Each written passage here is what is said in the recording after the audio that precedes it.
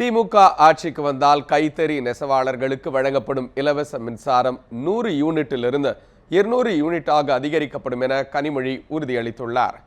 ஈரோடு மாவட்டம் பெருந்துறை சட்டமன்ற தொகுதியின் திமுக வேட்பாளர் KP முனுசாமி ஆதரித்து மாநிலங்களவை உறுப்பினர் கனிமொழி பிரச்சாரம் மேற்கொண்டார்.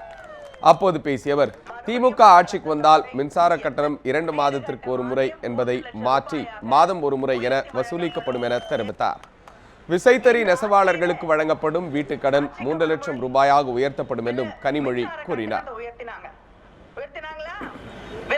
மின்சார கட்டணத்தை உயர்த்தினாங்களா? மறைமுகமெல்லாம் உயர்த்தல, நேரடியா தான் உயர்த்தினாங்க.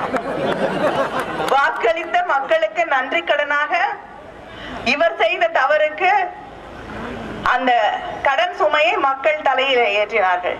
அதனால் தலைவர் கலைஞர் அவர்கள் அறிவித்திருக்கிறார்கள், மாதம் 2 மாதத்திற்கு ஒரு முறை கட்டணம் என்பது மாற்றப்பட்டு மாதம் ஒரு முறை என்று மின்சார கட்டணம் வாங்கப்படும் என்று அறிவித்திருக்கிறார்கள்.